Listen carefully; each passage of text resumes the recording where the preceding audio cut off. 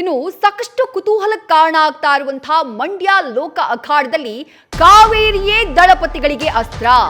ಚುನಾವಣೆಯನ್ನ ಗೆಲ್ಲೋಕೆ ಕಾವೇರಿಯನ್ನ ಅಸ್ತ್ರವಾಗಿಸಿಕೊಳ್ಳೋಕೆ ದಳಪತಿ plan ಮಾಡಿದ್ದಾರೆ ಅನ್ನುವಂತಹ ಮಾಹಿತಿ ಲಭ್ಯವಾಗ್ತಾ ಇದೆ.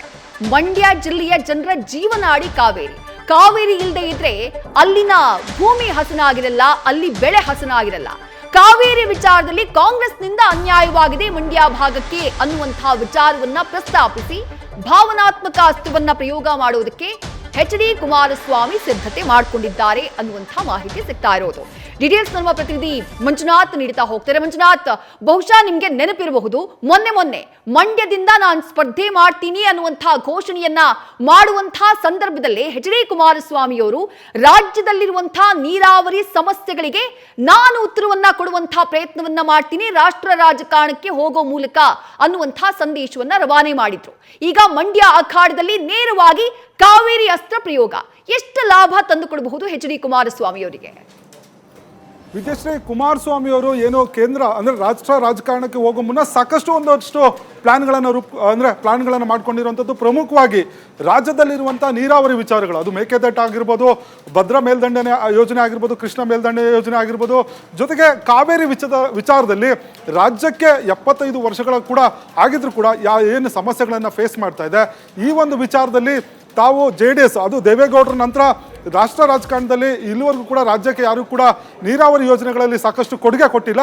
ಹಾಗಾಗಿ ನಾನು ಕೇಂದ್ರಕ್ಕೆ ಹೋದರೆ, ಕೇಂದ್ರ ಸರ್ಕಾರದಲ್ಲಿ ಒಂದು ಸಚಿವ ಸ್ಥಾನವನ್ನು ಅಲಂಕರಿಸಿದ್ರೆ ರಾಜ್ಯದ ನೀರಾವರಿ ಯೋಜನೆಗಳನ್ನು ಸಾಲ್ವ್ ಮಾಡಲಿಕ್ಕೆ ನಾನು ಒಂದು ನಿರಂತರವಾದಂಥ ಒಂದು ಪ್ರಯತ್ನವನ್ನು ಮಾಡ್ತೇನೆ, ಅದರಲ್ಲೂ ಕೂಡ ಸಕ್ಸಸ್ ಆಗ್ತೇನೆ ಅನ್ನೋ ಒಂದು ಭರವಸೆ ಕುಮಾರಸ್ವಾಮಿ ಅವ್ರಿಗೆ ಇರುವಂಥದ್ದು. ಜೊತೆಗೆ ಈ ಒಂದು ವಿಚಾರವನ್ನು ಅವರು ಸಾಕಷ್ಟು ಬಾರಿ ಕೂಡ ಉಲ್ಲೇಖ ಮಾಡಿರುವಂಥದ್ದು. ಆದರೆ ಈ ಬಾರಿ ಮಂಡ್ಯ ಲೋಕಸಭಾ ಚುನಾವಣೆಯಲ್ಲಿ ಅವರೇ ನೇರವಾಗಿ ಸ್ಪರ್ಧೆ ಮಾಡ್ತಾ ಇರೋದ್ರಿಂದ ರಾಷ್ಟ್ರ ರಾಜಕಾರಣದಲ್ಲಿ ಸಾಕಷ್ಟು ಚರ್ಚೆ ಆಗೋ ವಿಚಾರ ಪ್ರತಿ ಬಾರಿ ಕೂಡ ಕಾವೇರಿ ವಿಚಾರ. ಕಾವೇರಿ ಅಂದರೆ ಮಂಡ್ಯ ಜನರ ಜೊತೆಗೆ ಒಂದು ಹಳೆ ಮೈಸೂರು ಭಾಗದಲ್ಲಿ ಒಂದಷ್ಟು ಭಾವನಾತ್ಮಕ ಸಂಬಂಧ ಇರುವಂಥದ್ದು. ಹೀಗಾಗಿ ಈ ಒಂದು ಅಸ್ತ್ರವನ್ನು ಮಂಡ್ಯದಲ್ಲಿ ತಾವು ಪ್ರಯೋಗಿಸಿದ್ರೆ ಆದರೆ ತಮಗೆ ಯಶಸ್ಸು ಕಟ್ಟಿಟ್ಟ ಬುತ್ತಿ ಅನ್ನೋದು ಕುಮಾರಸ್ವಾಮಿ ಅವರ ಲೆಕ್ಕಾಚಾರ ಆಗಿರುವಂಥದ್ದು. ಯಾಕಂದರೆ ಮಂಡ್ಯ ಜನರ ಒಂದು ಜೀವನಾಡಿ, ಜೊತೆಗೆ ಮಂಡ್ಯ ಜನರ ಒಂದು ಜೀವನ ಕೂಡ ಅದು ಏನು ಕಾವೇರಿ ಆಗಿರುವಂಥದ್ದು. ಈ ಒಂದು ವಿಚಾರವನ್ನು ಪ್ರಮುಖವಾಗಿ ಬಳಸಲಿಕ್ಕೆ ತೀರ್ಮಾನವನ್ನು ತೆಗೆದುಕೊಂಡಿದ್ದಾರೆ ಅನ್ನೋ ಒಂದು ಮಾಹಿತಿ ಲಭ್ಯ ಆಗಿರುವಂಥದ್ದು.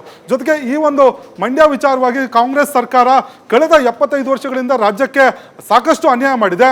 ಇಲ್ಲಿವರೆಗೂ ಕೂಡ ಏನು ಕಾವೇರಿ ಕೊಳ್ಳದಲ್ಲಿ ಮಳೆ ಆಗದಿದ್ರು ಕೂಡ ಈ ಒಂದು ನೀರನ್ನು ತಮಿಳುನಾಡಿಗೆ ಹರಿಸಲಿಕ್ಕೆ ಒಂದು ಪದೇ ಸುಪ್ರೀಂ ಕೋರ್ಟ್ ಆರ್ಡರ್ಗಳನ್ನು ಕೊಡ್ತಾ ಇದೆ.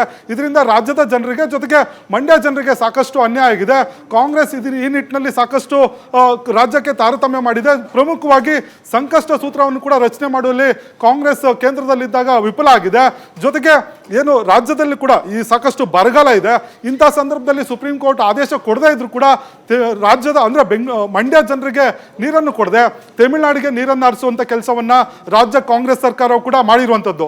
ಈ ಜೊತೆಗೆ ಏನು ರಾಜ್ಯದಲ್ಲಿ ಈ ಒಂದು ಏನು ನೀರಾವರಿ ವಿಚಾರಗಳವಾಗಿ ಮೇಕೆದಾಟುನ ಮಾಡಬೇಕು ಅಂತೇಳಿ ಸಾಕಷ್ಟು ದಿನಗಳಿಂದ ಹೋರಾಟ ಮಾಡ್ತಾ ಇದ್ರು ಕೂಡ ತಮಿಳುನಾಡು ಸರ್ಕಾರ ಈಗಾಗಲೇ DMK ತನ್ನ ಪ್ರಣಾಳಿಕೆಯಲ್ಲಿ ಒಂದು ಸ್ಪಷ್ಟವಾಗಿ ಒಂದು ಮೇಕೆದಾಟು ಪ್ರಾಜೆಕ್ಟನ್ನು ವಿರೋಧ ಮಾಡ್ತೇವೆ ಅನ್ನೋ ಒಂದು ಪ್ರಣಾಳಿಕೆಯಲ್ಲಿ ಉಲ್ಲೇಖ ಮಾಡಿರುವಂಥದ್ದು. ಇದನ್ನು ಕೂಡ ತಾನು ವಿರೋಧಿಸ್ತೇನೆ. ಜೊತೆಗೆ ರಾಜ್ಯದಲ್ಲಿರುವಂಥ ಎಲ್ಲ ನೀರಾವರಿ ವಿಚಾರಗಳು, ನೀರಾವರಿ ಸಮಸ್ಯೆಗಳೇನಿದೆ ಅದನ್ನು ಬಗೆಹರಿಸೋ ನಿಟ್ಟಿನಲ್ಲಿ JDS ಪ್ರಮುಖ ಪಾತ್ರ ವಹಿಸುತ್ತೆ ಅನ್ನೋದು ಕುಮಾರಸ್ವಾಮಿ ಅವರ ವಾದ. ಹಾಗಾಗಿ ಮಂಡ್ಯದಲ್ಲಿ ಈ ಬಾರಿಯ ಲೋಕಸಭಾ ಚುನಾವಣೆಯನ್ನು ಗೆಲ್ಲಬೇಕಾದ್ರೆ ಕಾಂಗ್ರೆಸ್ ವಿರುದ್ಧ ಕಾವೇರಿ ವಿಚಾರವನ್ನು ಪ್ರಸ್ತಾಪ ಮಾಡಿ ಕಾಂಗ್ರೆಸ್ಸನ್ನು ಕಟ್ಟಿ ಹಾಕಬೇಕು ಅನ್ನೋದು ಕುಮಾರಸ್ವಾಮಿ ಅವರ ಲೆಕ್ಕಾಚಾರ ಆಗಿರುವಂಥದ್ದು. ಜೊತೆಗೆ ರಾಜ್ಯದ ನೀರಾವರಿ ವಿಚಾರಗಳಲ್ಲಿ JDS ತನ್ನ ಬದ್ಧತೆ ಇದೆ ಅನ್ನೋ ಒಂದು ಪ್ರದರ್ಶನ ಮಾಡಲಿಕ್ಕೆ ಕುಮಾರಸ್ವಾಮಿ ಅವರು ಕಾವೇರಿ ಅಸ್ತ್ರವನ್ನ ಬಳಸಲಿಕ್ಕೆ ತೀರ್ಮಾನ ತೆಗೆದುಕೊಂಡಿದ್ದಾರೆ ಅನ್ನೋ ಒಂದು ಮಾಹಿತಿ ಈಗ ಲಭ್ಯ ಆಗಿರುವಂತದ್ದು. Vidyashree, thank you Manjunath. ತಮ್ಮೆಲ್ಲ ಡೀಟೇಲ್ಸ್ಗೆ ನ್ಯೂಸ್ ಫಸ್ಟ್ ನಿರ್ಭೀತಿಯಿಂದ ನಿಮ್ಮ ಪರವಾಗಿ.